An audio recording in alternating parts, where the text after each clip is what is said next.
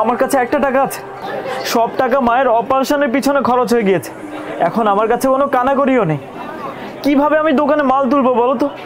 এভাবে চলতে থাকলে তো দোকান বন্ধ করে বাসায় থাকতে হবে। দোকান বন্ধ করে দিবে মানে? এত সহজে দোকান বন্ধ করে দিবে? কখনোই না। দেখো, আমরা আজকে একটা বিপদে পড়েছি, এই বিপদ যে সারা জীবন থাকবে এরকম তো না।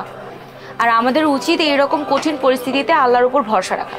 আমার মনে হয় যে আল্লাহ আমাদের পরীক্ষা নিয়ে দেখছে যে আমরা আল্লাহর উপর কতটুকু বিশ্বাস করি।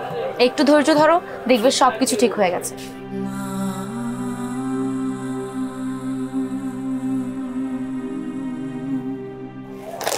জি ভাই, আমি আপনার হোয়াটসঅ্যাপে কিছু জিনিসের লিস্ট পাঠিয়ে দিয়েছি, আপনি ওই জিনিসগুলো পাঠিয়ে দিয়েন।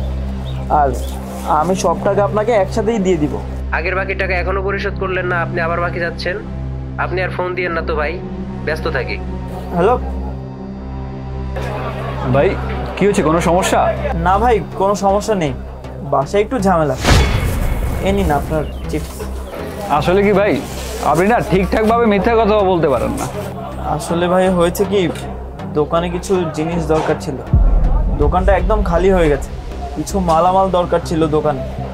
তো আমার কাছে একদম কোনো টাকা নেই, 30,000 টাকার মতো লাগতো।